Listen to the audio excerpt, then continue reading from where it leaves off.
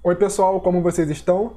Na aula anterior a gente começou a falar sobre os sistemas de memória e a gente viu que atualmente todos os computadores utilizam de uma hierarquia de memória para tentar diminuir o gap de desempenho entre o processador e a memória principal. A gente viu que o principal motivo é em relação ao custo da tecnologia de memória mais rápida. Então a gente viu que quanto mais rápida a memória, maior é o custo por bit e menor é a capacidade de armazenamento. E com a evolução aí dos sistemas operacionais, a gente constrói agora programas cada vez maiores e a gente exige então uma capacidade maior de memória. Por isso, a gente tem então esse trade-off. A gente sempre vai ter memórias mais lentas para estar armazenando os programas e memórias mais rápidas para copiar parte desses programas que são utilizados por esses programas para perto do processador. Então, nessa aula a gente vai começar a ver com maiores detalhes como é que seria construído uma memória cache. Na aula anterior a gente viu que a memória cache está no nível da hierarquia de memória mais próximo à CPU. A gente tem os registradores, mas só que os registradores eles pertencem à unidade de controle e à unidade de lógica aritmética da CPU. Então estaria dentro da CPU. Então a cache seria a mais próxima. Então ela é caracterizada por ter uma pequena quantidade de armazenamento de dados e, consequentemente, sendo muito rápida, e ela fica localizada entre a memória principal e a CPU. Então ela funciona para estar sempre tentando diminuir a penalidade de acesso entre as memórias principais e CPU. E pode estar fisicamente no chip da CPU, isso ali dentro do core, ou em um modo separado, que é compartilhando informações entre cores diferentes de um multiprocessador. Então aqui a gente vai ter como é que seria essa organização entre a memória cache e a memória principal. Então a gente tem algumas formas de organização. Então nesse nosso primeiro exemplo, a gente só tem somente uma cache. A gente tem aqui que a unidade de transferência, por exemplo, entre a memória principal e a cache seria a transferência em blocos, tá? Blocos contendo diversas words, isso dependente aí da memória principal. E, consequentemente, o tempo de acesso seria mais lento.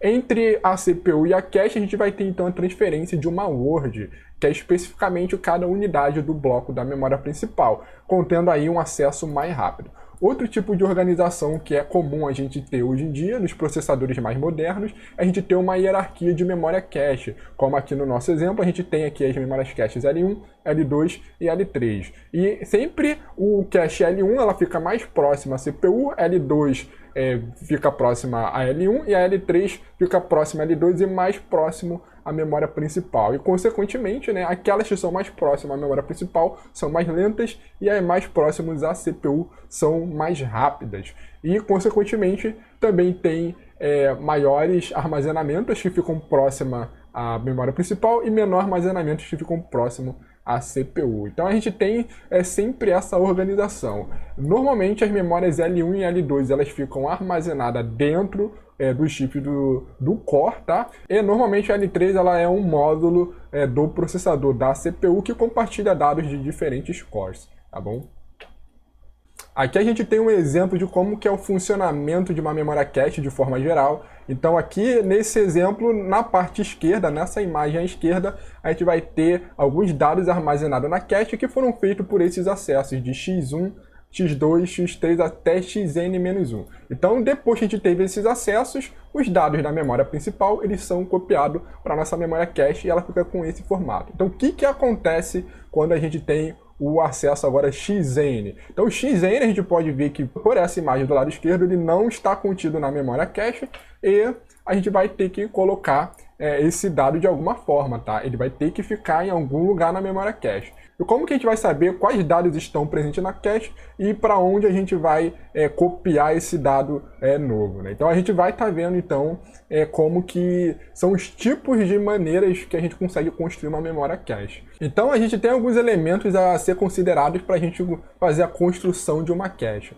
O primeiro elemento é o endereçamento, que vai dizer qual tipo de endereço é utilizado para fazer o mapeamento de um bloco na memória para dentro da cache. O segundo elemento seria o tamanho da cache, que isso aí afeta na quantidade de informação que é copiada por vez. O terceiro elemento seria a função de mapeamento. Essas funções são utilizadas para calcular qual seria o endereço da cache de um bloco copiado da memória. O quarto elemento seria o algoritmo de substituição. Esses algoritmos são bem importantes porque a memória cache ela é menor que a memória principal. Então, em determinados momentos, a memória cache vai ficar cheia e você tem que escolher quais dados vão ser substituídos pelos novos dados a ser copiados da memória principal. O próximo elemento seria a política de escrita, que é exatamente no momento que você escreve, tem uma operação de escrita na memória pelo processador, ele vai ser escrito primeiramente nas memórias caches. Então, a gente tem que decidir quando que a gente vai atualizar esse valor da memória cache para a memória principal. Então, a gente tem algumas políticas para isso. Outro elemento seria o tamanho da linha, tá? Que aqui seria o tamanho da linha de cache. E o último elemento seria a quantidade de caches. Que isso aí afeta tanto a organização dentro do processador e também o espaço. Para entender as opções do endereçamento de cache, a gente tem que ver o conceito de memória virtual. A memória virtual, ela permite que os programas tratem a memória principal de um ponto de vista lógico, sem levar em consideração a quantidade física que essa memória principal ela tem disponível. Então, normalmente, quando o programa é inicializado, ele vai ter a sua própria memória lógica, né? A sua própria memória virtual, e ele vai enxergar que a memória principal toda vai estar disponível somente para ele. Então, ele tem essa percepção que somente ele está utilizando toda a memória disponível do sistema. Vocês vão ver melhor como é que é esse funcionamento de memória virtual quando vocês fizerem a disciplina de sistemas operacionais. Então, com isso, a gente tem dois tipos de endereços, né? Temos os endereços físicos e temos também endereços virtuais, que são endereços lógicos. E existe, para leituras e escritas de memória principal, existe um componente de hardware que é chamado de Memory Management Unit, que é uma unidade de gerenciamento de memória, que ele é responsável de converter o endereço da memória virtual para o endereço de memória físico da memória principal. Então, dadas essas informações da memória virtual, a gente tem duas formas de estar construindo a cache. Então, primeiro seria a cache que utiliza o endereço virtual, o endereço lógico, para estar armazenando dados da memória principal. E o segundo seria as caches que utilizam, de fato, os endereços físicos para armazenar o dado da memória principal. Então, no primeiro exemplo, a gente pode ver aqui, ilustrado nessa imagem acima, a gente pode ver que, no caso, o endereço lógico ele seria copiado diretamente para as memórias caches sem estar precisando passar antes pelo hardware especial, né, que é o MMU. Então, dessa forma, a gente conseguiria, por exemplo, facilitar a leitura de um dado na memória cache, porque o processador ele sempre vai ler endereços lógicos. Então, se uma cache ela permite mapear com endereço lógico, o tempo de acesso a ela vai ser mais rápido. Por outro lado, as caches que guardam endereços físicos, elas precisam sempre estar recebendo o endereço do MMU. Então, sempre quando tiver um acesso à memória pelo processador, ele vai enviar esse endereço lógico para a unidade MMU, a unidade MMU vai enviar esse endereço físico traduzido diretamente para a cache. Então, a gente consegue perceber, né, que, nesse caso, as caches lógicas elas são bem mais eficientes, né, porque o tempo de acesso a ela seria melhor. Então, um problema que se tem das caches lógicas é exatamente como o sistema operacional implementa a parte de gerência de memória dele. Então, normalmente, né, a gente tem que o sistema operacional está todo o tempo escalonando processos. Ele está todo o tempo permitindo que vários programas sejam executados e ele está alocando e desalocando um programa para ser executado na CPU, não. Então, utilizando as memórias lógicas, no momento que a gente desaloca um processo e aloca outro, a gente vai ter que fazer um flush na memória cache. A gente vai ter que limpar a memória cache para copiar todos os dados do processo novo, do programa novo que está sendo executado. Porque utilizando memórias lógicas, todo o programa ele vai começar do endereço 0 até a quantidade total que ele vai precisar. Então, para que não haja a sobreposição dos endereços zeros lógicos, você tem sempre que limpar a cache, tem sempre que realizar o que a gente chama de flush. Tá? Então, essa é a desvantagem. Essa troca de contexto do sistema operacional ela acontece a cada milissegundos. Ele coloca sempre um programa novo para estar executando. No caso da cache física, esse problema não ocorreria porque as memórias físicas, de fato, de cada programa seriam únicas. E você não precisaria, então, estar limpando a toda a troca de contexto do programa. Próximo elemento é o tamanho da cache. Isso está estritamente relacionado ao custo, porque as memórias caches elas estão no nível mais superior, então o custo por bit ele é mais caro. Então, quanto maior o tamanho da cache, mais caro você vai ter. E a gente tem a questão da velocidade. que a gente conseguiria ter caches maiores com maior capacidade de armazenamento mais rápidas, mas isso tem um limite por causa da tecnologia que elas são construídas. A gente vai ver lá na função de mapeamento. Então isso ele aumenta bastante o hardware e fica mais difícil você verificar mais elementos, mais dados dentro de uma cache, tá? Isso leva mais tempo. Então existe aí um trade-off entre o tamanho da cache que você vai ter no seu computador, no seu processador. O próximo elemento é a função de mapeamento, que é a função utilizada para mapear o endereço da memória principal para o endereço da memória cache. A memória cache ela é composta por linhas de cache e cada endereço ele aponta para uma linha da cache, ou seja, cada endereço então seria o número da linha de cache que a gente vai estar utilizando. E a gente tem algumas funções que a gente pode estar utilizando para implementar uma cache. Então existem 3 técnicas. A primeira técnica seria o mapeamento direto, a segunda seria o mapeamento totalmente associativo ou full associativo, e a terceira seria o mapeamento associativo por conjunto ou set associativo. A gente vai estar vendo melhor sobre essas técnicas na próxima aula. O próximo elemento para o design de uma cache seria o algoritmo de substituição, que é utilizado depois que a cache ela fica cheia e você está querendo copiar um novo dado da memória principal para dentro da cache. Então você tem que ter algum algoritmo para escolher qual dado será substituído, qual linha de cache vai ser substituída. Então o mapeamento direto, a gente vai ver que ele só tem uma opção para a gente estar armazenando o endereço da memória para dentro da linha de cache. Então, nesse caso, a gente não tem nenhum algoritmo de substituição, porque só existe somente um tipo de endereço que você pode estar copiando o valor da memória principal para dentro da cache.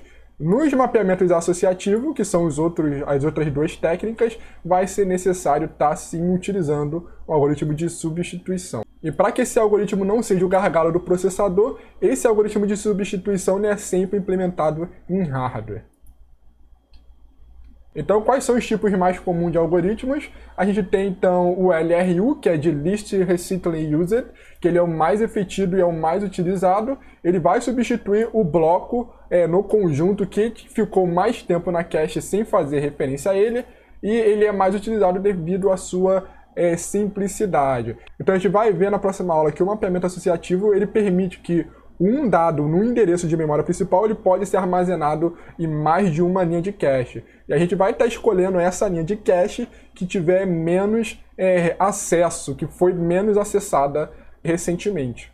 O segundo algoritmo seria o First In, First Out, que é o FIFO, que é o algoritmo de fila que a gente aprende em programação. Então o primeiro dado que ele foi gravado, ele vai ser o primeiro a ser substituído. Então ele pode ser implementado facilmente com uma técnica chamada de Round Robin ou Buffer Circular. Essa técnica vocês vão ver melhor aí quando estudarem sistemas operacionais. Normalmente esse Round Robin ele é bem utilizado para manter a justiça no escalonamento de qualquer algoritmo de substituição. E o último algoritmo ele é o LFU, de Least Frequently Used. Esse aqui ele vai estar utilizando a quantidade de referências para uma linha de cache. Então ele pode ter algum tipo de contador e no momento que houver a substituição, aquele que tiver menor quantidade de referências, ele vai ser substituído. Então esse LFU ele é um pouco diferente do LRU. Aqui o LFU ele conta as referências, o LRU ele conta realmente o tempo de acesso. Então quem ficou mais tempo na memória sem ser utilizado vai ser removido.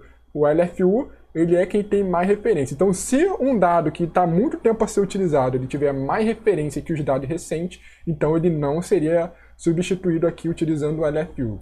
Então tem essa pequena diferença.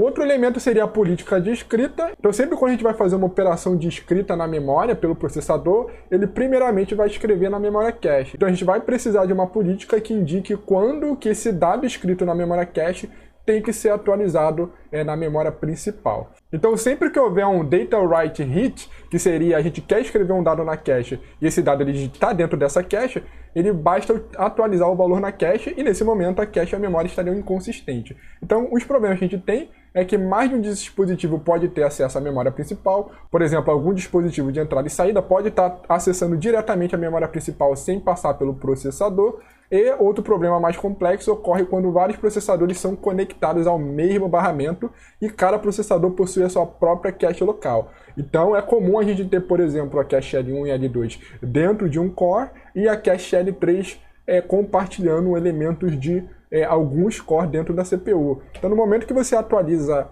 a cache local de um core, você estaria deixando esse dado inconsistente nas outras caches dos outros cores. Tá bom? Então, isso aí é um problema complicado. Então, a primeira política que a gente vai ver é o white true, que seria que toda escrita que é feita diretamente na cache, ele vai também ser feita diretamente na memória principal. Então, essa escrita aqui ela é mais fácil e eficaz para multiprocessadores, mas ela causa muito tráfego sempre quando houver uma instrução de escrita na memória. E a escrita de dados vai ser, então, lenta, porque sempre que você for ter uma operação de escrita, você vai copiar na cache e vai copiar diretamente na memória principal. Então, uma solução que tenta mitigar esse problema do write true é utilizar um write buffer, que no momento que você há uma escrita de dados, você vai copiando na memória cache e nesse write buffer. E no momento que esse write buffer ele ficar cheio, é aí que você vai então ter um componente de hardware que vai controlar a escrita de todos os dados desse write buffer para a memória principal. Então, dessa forma, você consegue aí meio que ocultar a latência da memória principal. E a segunda política de escrita que a gente tem é o write back. No write back, toda escrita a um dado na memória ela vai ser atualizada somente na memória cache, e para marcar que esse dado foi atualizado, a gente vai ter um bit extra, que é o bit dirt, que é de atualizado ou sujo. Então, sempre quando tiver a escrita, atualiza na cache e marca dirt. E quando que esse dado na memória cache vai ser atualizado na memória principal? Vai ser atualizado sempre quando houver o algoritmo de substituição. Então, no momento que a memória ficar cheia e passar a ser rodado os algoritmos de substituição, se o bloco substituído ele tiver esse bit dirt marcado, ele vai precisar, primeiramente, copiar todos os dados da cache na memória principal para daí poder ser substituído. Tá? Então, no momento da atualização das caches, as caches vão ficar desincronizadas e quando o bloco sujo é substituído, vai escrever tudo de volta à memória. E ele pode estar usando algum tipo de buffer, né? Pode estar usando o buffer de escrita, o write buffer, para permitir que o bloco de substituição seja lido primeiro. Então tem algumas otimizações que a gente pode estar fazendo, né? Primeiro lê o que vai ser substituído e usa o write buffer para copiar depois, né? Para isso não atrasar a leitura de dados de alguma outra instrução. Tá? Então aqui a gente tem um trade-off na questão de implementação aí, dos processadores multicore. O próximo tipo de elemento são as caches multiníveis, né? A gente tem então uma hierarquia de caches, onde o cache primário ele é sempre conectado à CPU, né? Que é o L2, ele é o pequeno e mais rápido. A gente tem depois a cache L2, que ela é maior que a cache L1 e mais lenta que ela, mas ainda é mais rápido que a memória principal. Então todos os mísseis que ocorrem na L1, quem atende é a L2, todos os mísseis que ocorrem na L2, quem atende é a memória principal, e alguns sistemas high-end, né, que é praticamente todos os processadores modernos, eles têm o terceiro nível, que é a cache L3. Então, sempre que ocorre mísseis na cache L3, né, você tem que olhar então diretamente para a memória principal. Algumas considerações sobre caches multiníveis é que L1 ele foca no tempo de hit mínimo. Então, ele sempre está preocupado de você diminuir o tempo de hit, né, que é o tempo, que é a tecnologia que faz você acessar um dado diretamente lá na linha de cache. A L2 ela já foca na baixa taxa de miss para evitar acesso à memória principal. Então, normalmente, né, você evita a baixa taxa de miss aumentando a quantidade de blocos, a quantidade de words que cada linha de cache pode armazenar. Então, isso facilita e também a quantidade de linha de cache na memória também facilita a redução dessa taxa de miss. E o resultado é que a cache L1, com isso, ela tem menor tamanho de bloco e L2 ela tem maior tamanho de bloco. Esse aqui é o bloco que vai ser armazenado em cada linha de cache. Além disso, o uso de caches multiníveis complica todos os problemas de design relacionados a caches, incluindo o tamanho, algoritmo de substituição e a política de escrita. Porque nesse momento, você vai ter que propagar a função desses outros elementos para todos os níveis. E por fim, a gente tem a decisão de caches unificadas versus caches divididas. Normalmente, uma cache ela é unificada, onde ela sempre vai armazenar dados e instruções vindo da memória principal. Nas arquiteturas atuais, né, nos processadores mais modernos, tornou-se comum a gente estar fazendo a divisão dessa cache. Então a gente vai ter uma cache somente para armazenar instruções, que a gente chama de iCache, e uma cache somente para armazenar dados, que são a Dcache. E ambos desse tipo existem no mesmo nível e geralmente como duas caches no nível mais baixo, na L1. A vantagem de ter caches separadas é que elas facilitam a implementação do processador. Então o processador, normalmente, quando ele executa uma instrução, ele é dividido em várias etapas. Então tem sempre uma etapa de leitura da instrução e uma etapa de leitura de dados. Então, se essas caches são separadas, você consegue estar vinculando, né, criando um circuito dedicado, né, de uma cache de instrução para essa etapa de instrução, e uma cache de dados, você tem um barramento específico para essa parte da etapa de dados. Então, isso facilita no processador. E quais são as vantagens da cache unificada? A principal vantagem é a maior taxa de hits, porque ela vai balancear a carga de instruções e busca de dados automaticamente. Então, no momento que você vai buscar uma instrução, provavelmente você já vai estar pegando os dados que ela vai acessar, tá? Isso somente em um acesso. Se você tem cache dividida, você vai buscar a instrução, isso vai ser uma consulta, e se essa instrução for usar um dado, você vai ter que fazer um outro acesso à memória principal só para estar buscando o dado. Então tem essa vantagem, e apenas uma cache precisa ser projetada e implementada. Então, isso a níveis de hardware seria mais fácil a implementação também. E a tendência que a gente tem, então, é que as caches divididas vão ser localizadas no nível L1, justamente para facilitar a implementação dos processadores, e as caches unificadas vão ser utilizadas nos níveis mais altos, as caches L2, L3. E as vantagens da cache dividida, né, é que elimina a contenção de cache entre a unidade de busca e decodificação de instruções e a unidade de execução dentro dos processadores. Tá? Ela é importante para uma técnica que a gente vai estar vendo, que é o pipeline, que são técnicas para implementação do conjunto de instruções no processador. Tá bom? Então aqui a gente tem um exemplo de como seria a organização de caches no processador do Pentium 4. A gente pode ver então aqui que o Pentium 4, né, naquela época a gente já tinha aqui, ó, as caches L1, caches L2 e também caches L3. A gente pode ver claramente que as caches L1 elas são divididas. A gente tem aqui, ó, a cache L1 somente para instrução e a cache L1 aqui somente para dados. E L2 e L3 são caches unificadas. E a gente vê aqui como é que é a conexão com as diversas unidades funcionais, né? Ele tem unidade funcional somente para inteiro simples, para ponto flutuante simples e entre outras. Então, com isso a gente termina de ver todos os elementos básicos na construção de cache, e na próxima aula a gente vai estar vendo com maiores detalhes como que são as funções de mapeamento da cache, que são a parte mais decisiva na construção dessas memórias. Então vamos finalizar essa aula por aqui, até a próxima aula, pessoal. Até mais!